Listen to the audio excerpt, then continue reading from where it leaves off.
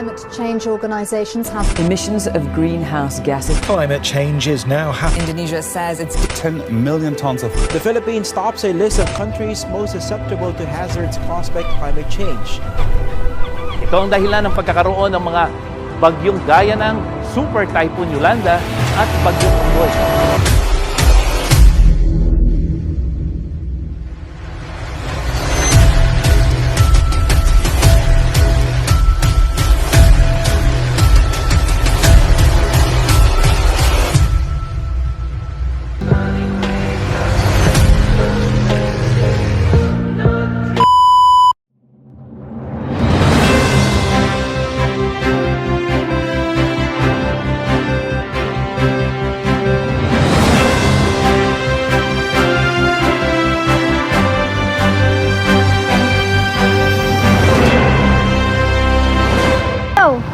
Magandang araw, Tagatanians!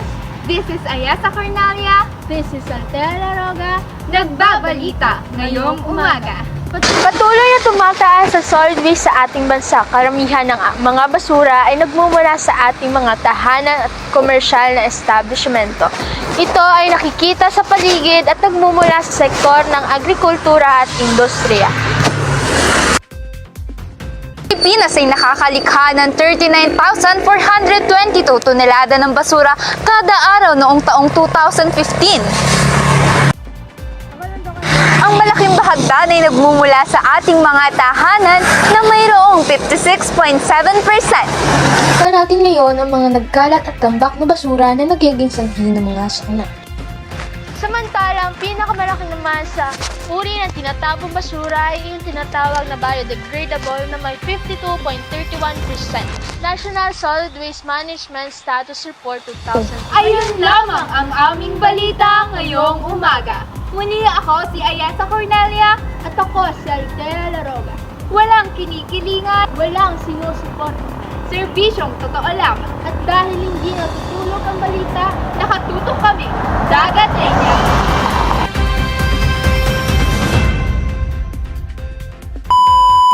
Hoy, Bes, napanood mo ba yung balita about sa solid waste? Usap-usapan yun ngayon eh. Kaya nga, tinamaan namin basura ng kalat ngayon. Balita ko, ang daming binabaha ngayon dahil sa dumaang bagyong Karina. Oo nga eh, paano kaya nila nasusolusyonan ng mga iyon? If mag-vlog tayo at interview ng mga barangay officials para malaman natin kung ano yung mga problema at kung paano nila nasusolusyonan yung mga ganitong problema about sa solid waste. Ay sige, magandang idea yan. Isama na rin natin yung mga kabarangay natin upang makapagkalat din tayo ng awareness. Ano, tara? Tara!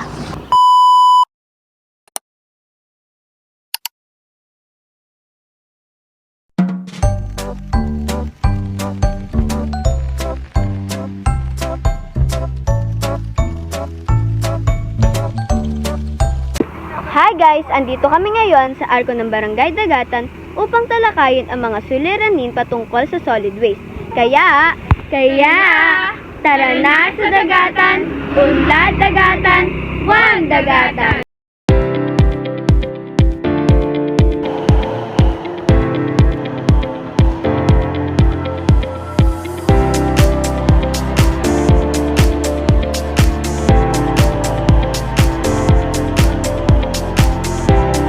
Narito kami ngayon upang hingi ng mga kapanayam ang ating mga barangay captain, Konsihal, SK, upang alamin ang mga problema at suliranin na kinakaharap ng ating barangay. Halina't tara na! Magandang araw po!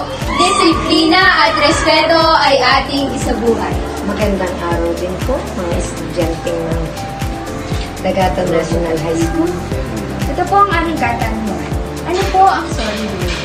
Ang solid waste ay tamang siyempre batas yan na solid waste. Yan ay tamang pagsisegregate ng basura. Isisegregate mo yung nabubulok, hindi nabubulok, at yung recyclable use, yung pwede mong gamitin ulit. Ang solid waste na yan ay batas sa buong Pilipinas. Tayo, bawat Pilipino, at bawat mamamayan ng kada isang barangay, tinuturuan tayo how to use the solid waste management program. This is the proper way para masegregate ang basura para naman tayo siyempre hindi maging smoking mountain ang dating pag hindi natin naayos ang ating basura. Solid waste is batas para sa tamang pagpoproseso at tamang pag-iipon ng mga basura, lalo't higit ay basura sa ating sambayanan.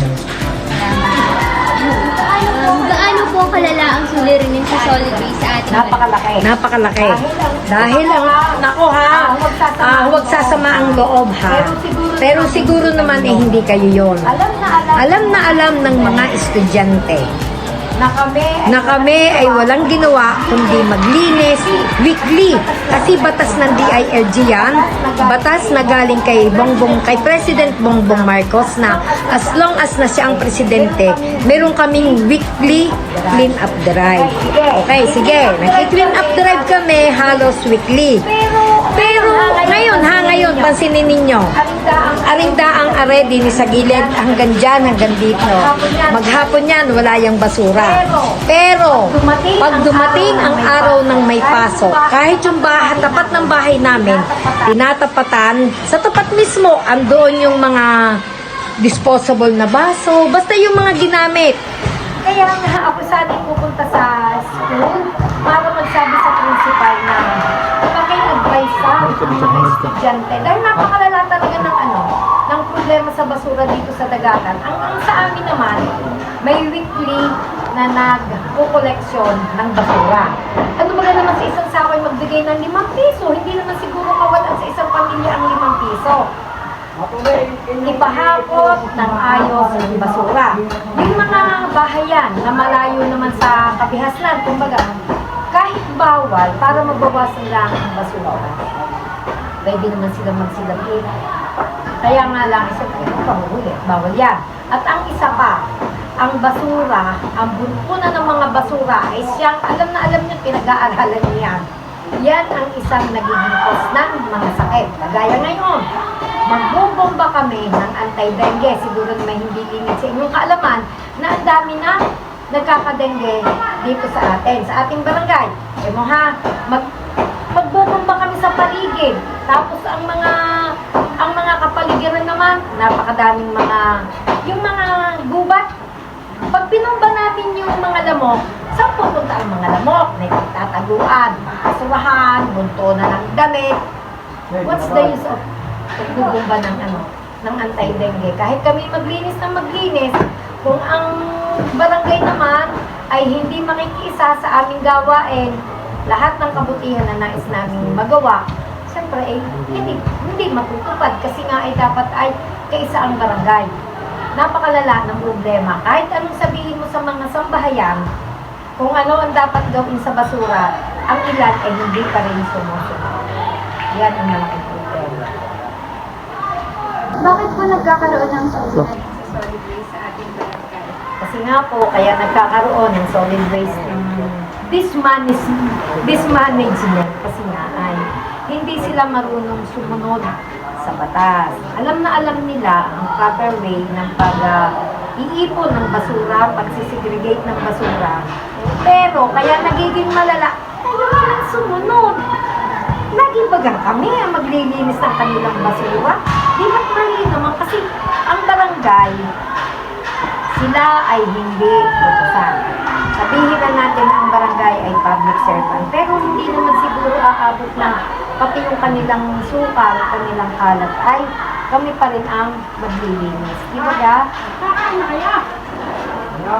Okay. Paano na tinutugunan ng pamahalaan ng kolektibo pang sektor ang suliranin? Okay. Tinitugunan namin. Kasi before, wala kami naghahakot ng basura. Wala kaming jeep na hakotan ng basura. Nag-provide kami ng jeep ng basura para maghakot ng basura. Pero yung iba, ang gawa ng iba, nakabuntun lang. Wala yung may-ari ng basura. Siyempre, paghakot mo ng basura, it costs money. paano mo suswelduhan yung mga batang nag-aakot ng basura? Paano ang diesel? Tapos yung iba, hindi nga maganda ang pag-segregate ng basura, ipadadampot mo doon sa mga batang estudyante din naman yun eh. Ay uurin, yung may mga uod na basura, hindi naman pwede. Nag-provide kami ng MRF, nandyan. Pwede yung tapunan ng recyclable. Kaya nga yung titak, ang napakiusap lang namin, huwag tatapunan ng bulok. At sino ka maglilinis? Hindi kami naman. Pwede yung tapunan ng karton, plastic, huwag lang yung nabubulok. At talagang, kahit ako, hindi ko lilinisin. Sawang mamaho, ang barangay at ang high school. May programa po ba o patakaran na ikinapatupad ng ating pamunuan sa barangay? May pinatutupad kami kasi beforehand, kasi akala namin matututo ang mga taga-barangay. Nagbigay kami, bawat bahayan, nung mga bawal, magtapon ng basura, pakisegregate ng basura sa nabubulok, hindi nabubulok, at pwedeng gamitin. Nagpakagastos ang barangay, pagpapasiro sa napakadaming taywaray dahil. Pero hindi sila nakikinig sa amin, ewan kung bakit. Baka gustong sabihin, ay masampunan muna kung ano talagang ipaparusa. Pero sadyang kami may batas regarding diyan sa basura. Siguro iniisip nila, kami yung sabihin, wala namang pagkapatupad, kaya ganyan. Kaya medyo banda-banda diyan, ika nga lahat ng batas ng barangay ay lalagyan ng ngipin para kami ay sumilin. Okay? Maaari po bang malaman namin kung ano-ano ang programa dito? Programa sa solid waste pa rin. Okay mo ha. Nagkaroon kami ng yung bakal na sinasabitan ng sako para doon itapon ng mababait na estudyante ng Dagatan National High School at Junior High. Naglagay kami ng mga sako-sako. Aba, pinagkagastusan, inutang ng barangay, libre na nga ang paggawa. Anong nangyari? Sira yung aming mga ginawang basurahan. Sira ha? Yung programa, siyempre bawat naman barangay may programa regarding din sa solid waste. Hindi na lang namin i-elaborate pa kung ano ang aming programa kasi nga, hindi naman kami sinusunod. Kaya yun ay pag-uusapan na lang ng barangay kung ano-ano yung programa. Kasi, yan, solid waste. Sa solid waste program, mag-segregate ng basura. Magpahakot o magtapon ng basura at may nadaan namang kolektor. May programa kaming nagawa kami ng sabitan ng sako para sa basura. Eh, sinisira naman yung mga sakong nakasabit, kinukuha. Kayo, sa base ninyo, anong mangyayari sa barangay pag laging ganyan ang gagawin? Gastos ng barangay, hindi naman yung sa amin lang ang kapakinabangan, yung sa bawat sambahayan dito sa barangay. Okay. Sa inyo pong pagpapalagay, mabisa ba ang programa o patakaran ng pamahalaan lokal ng barangay upang malutasan ang suliranin sa solid waste? Yan ay napakaganda. Napakaganda ng programa ng solid waste. Kagaya ngayon, mayroong programa ang munisipyo na mag-iipon ka ng plastic. Yung mga plastic para hindi magsusunog. Mag-iipon ka ng plastic. Ang 1 kilo ng plastic ay isang raffle ticket. Ayan, advice ko sa inyo ha. Pag mayroon kayong mga plastic na basura, ipunin ninyo, dalhin ninyo sa barangay, at meron man tayong MRF, yung ibig sabihin ng MRF ay Materials Recovery Facility. Doon inilalagay ang nabubulok. Pero yung nabubulok ha, plastic, karton, at saka yung pwedeng gamitin. At yung nabubulok, lagi-lagi sinasabi ni Menro, kung malawak ang iyong harapan, doon ka na lang maggawa ka ng balon, doon itapon yung bituka, basta yung mga pinagawa ng isda, yun ay tatakluban uli ng lupa. Tapos, sus, may fertilizer pa kayo pagdating ng panahon. Madami kaming programa. Okay yung batas na regarding sa basura. Kaya nga laang, walang nasunod. May nasunod man, siguro mabibilang mo sa daliri yung nasunod sa batas ng solid waste. Susunod po po ba ang mga programa na ipinatutupad ng ating barangay? May nasunod, merong mas marami ang hindi nasunod. Nasusunod yung iba, pero mas marami ang hindi nasunod. So, ibig sabihin, hindi talaga properly, kasi hindi na wala namang nasunod eh. May nasunod, mabibilang mo sa daliri. At yung mga hindi nasunod, mabibilang mo sa daliri ng paa at sa daliri ng iyong balakang. Ibig sabihin, mas marami ang hindi nasunod kaysa sa mga nasunod. Okay. Magandang araw po. Disiplina at respeto ay ating kasabukan. Ano po ang solid waste? Solid waste lang, Hindi, basura. Sa basura naman kailangan natin mag-solid waste para mabawasan.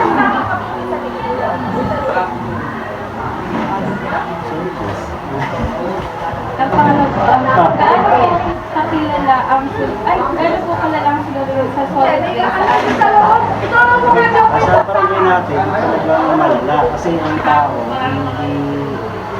wala silang cooperation sa barangay namin sa barangay. Problema talaga yan kasi yung mga kasama. Bakit po nagkakaroon ng suliranin sa solid waste sa ating barangay? Number one yan. Iwalay nila sa dito ng ulong. Dapat disiplinado ang tao bawat lalo na't bahay. Dapat yan naka-segregate.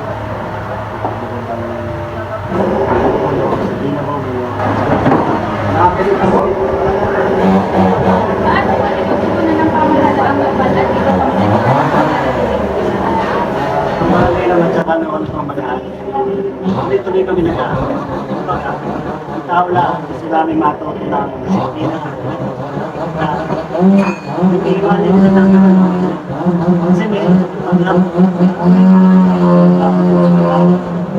Yung tao ay matuto na napakadali na may halos 40% ng basura mawawala. Paglagay ng laptop, lupa. Hindi pa sila. Lagay nila yung itlog. Ayos pa sa 100% na basura, 60% na itlog.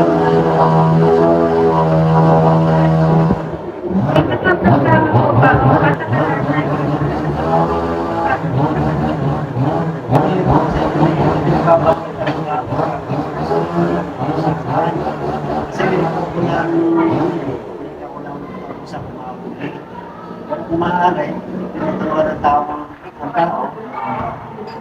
Hindi pa rin tuloy-tuloy na turo na maghiwalay at saka maglinis ng paligid. Maaari po ba namin malaman kung ano-ano po yung Kasi di ba mga Ito na programa na hindi na interview na preview na programa nun. Tapos yung programa natin ang bawa ay ikakapera ng zinto, halimbawa, dito ng basura yung gagawin bricks, yan, mga magandang plano din. Kaya lang, hanggang tayo sa mga sa progress para mabawasan ang basura. Sa inyo pong palagay, nabisa ba ang mga programa ng patakaran ng pamilang lokal ng barangay upang malakas po ang suliranin sa Kung susunod din nga lang ang tao at makikinig, makikipooperasyon, magandang programa. Ang problema nga, sa 100% na barangay tao sa Valores, halos 20% na nasunod, halos 50% pa rin yun.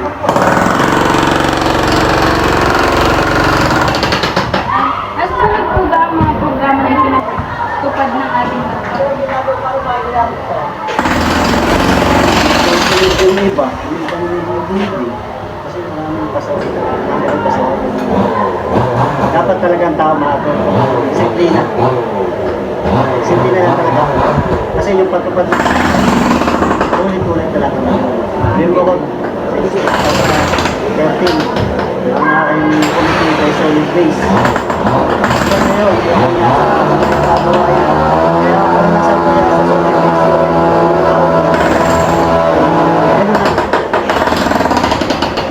barangay na po. Kasi pag dami ng tao, pag dami ng tao. Kaya dapat disiplinado. Magandang araw po. Disiplina at respeto ay ating isubukan. SK, ano po ang solid waste? So, ang solid waste ay yung mga basurang nakikita ng ating barangay. Yung mga nakikita niyong kalat, yan, tinatawag natin siyang solid waste. Gaano po kalala ang suliranin sa solid waste sa ating barangay? Sa totoo lang, ang solid waste sa barangay natin ay medyo malala. Lalo na nakikita niyan pero napasok yung kayo. May mapapansin kayo dyan na mga sako na nakalagay sa bakal. Mapapansin niyo na kung konti ang laman nun, pero ang daming basura sa tabi ng kalsada. Bakit po nagkakaroon ng suliranin sa solid waste sa ating barangay? Sa totoo lang kayo masasaktan, ha? Walang disiplina ang mga tao. Although, may mga nasunod na magtapon ng may magtapon yung basura sa tamang basurahan. Pero mas madami din talaga ang pinagtapon sa tamang basurahan. Tulad na, makikita niyo dyan sa labas, kalsada, ang daming basura. Actually, balat ng junk food. Paano po tinutugunan ng pamahalaang lokal at iba pang sektor ang suliranin? Sa solid waste na yan, ang pinaka-project ng barangay ay yung bakal na makikita niyo dyan, dalawa yun, na pwede siyang lagyan ng sako or yung trash bag.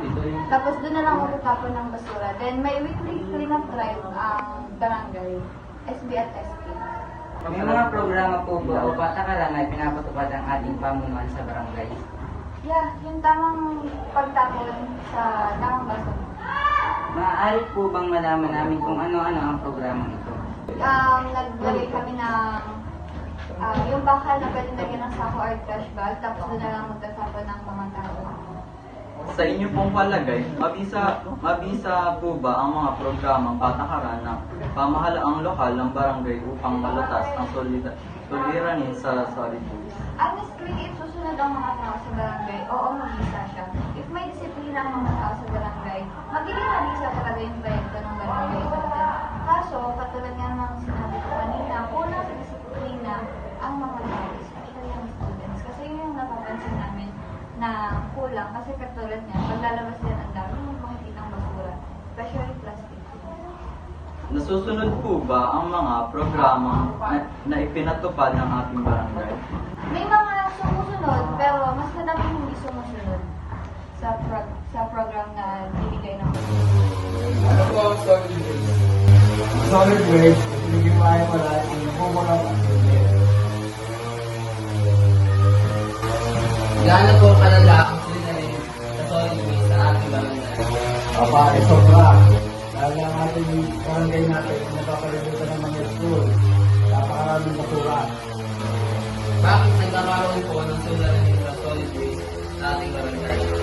Para may bukod ang ating mga nabubulok at hindi, upang yung mga nabubulok ay may bago sa lupa at yung kahit tamang sa basura at tapos.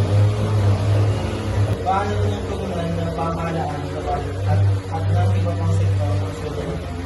Ay, siyempre, ang lokal at pamahalaan ay nagawa ng paraan paano masusuko ang ating mga basura. May mga programa po ba o patakaran na itinutupad ng ating pamunuan sa barangay?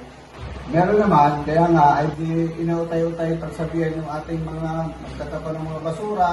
Meron tayong ginawang paksal ng may sako, pinaglalagyan ng ating mga basura. Pwede po ba namin malaman kung ano-ano ang programa nito? Ay, yung programa namin ay ang sanggunian, ay yung aming pinagpulong-pulungan upang may patupad din sa mga basura na itama. Yun ay aming pinag-uusapan ng sangguniang barangay.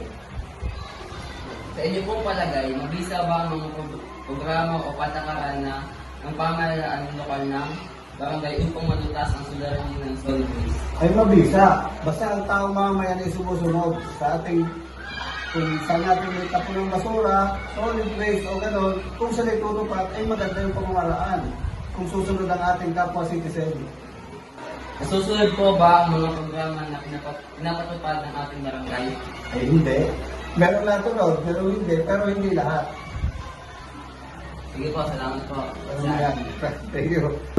Magandang araw mga kababata. Ngayong araw na mag-i-interview ng ilang mga mag-aaral sa Dagatan National High School kung paano nga ba sila makakaiwas o makakatulong sa pagbabawas ng basura. Okay. Halina't alamin ang kanilang kasagutan. Magandang araw, kababata. Bilang isang mag-aaral, paano ka makakatulong upang mabawasan yung ating basura sa barangay? Bilang kabataan, makakatulong ko sa pagbawas ng solid waste kung magtatapon tayo sa tamang basurahan para maiwasan natin yung pagbaha. Magandang araw, kababata. Bilang isang mag-aaral, paano ka makakatulong sa pagbabawas ng solid waste? Bilang isang mag-aaral o kabataan dito sa ating barangay, makakatulong ako sa suliranin ng solid waste dito sa ating barangay sa pamamagitan ng paghihiwalay ng mga nabubulok at hindi nabubulok sa ating loob ng tahanan. Sapagkat dito nagmumula ang pangunahing suliranin ng solid waste tulad ng mga balat ng sibuyas, mga balat ng mga toyo, mga bibiro sa tindahan, at Magandang araw, kababata. Narito ang iyong katanungan. Bilang isang kabataan, paano ka makakatulong sa pagbabawas ng basura sa ating barangay? Para po sa akin bilang kabataan is, iwasan po natin yung paggamit ng plastic at magpulot po tayo ng mga basura para makaiwas po tayo sa baha at iba pang sakit. Yan lang po din. Thank you. Magandang araw, kababata. Bilang isang kabataan, paano ka makakatulong sa pagbabawas ng solid waste?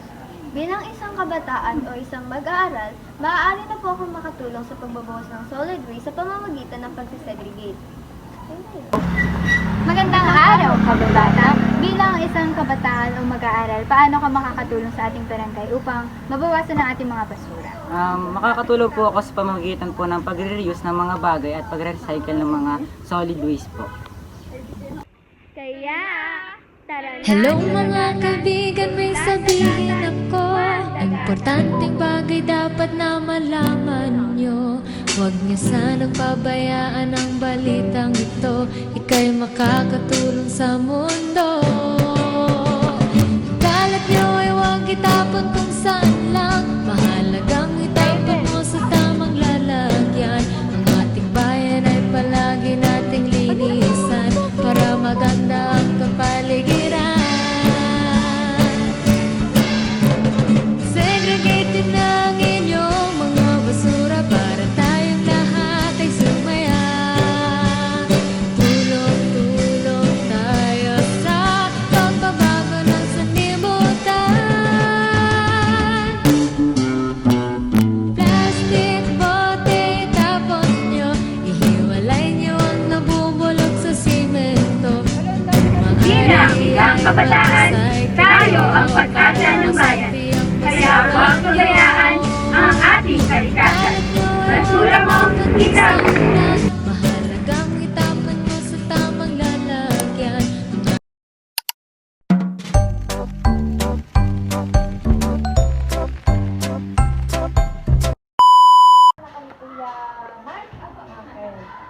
Okay na? Okay. Okay.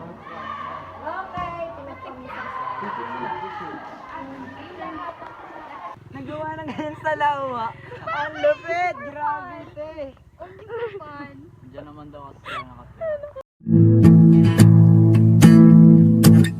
We keep this love in a photograph. We make these memories for ourselves, where our eyes are never closing, our hearts are never broken, and time's forever frozen still. So you can keep me inside the pocket of your ripped jeans, holding me closer till our eyes meet. You won't ever be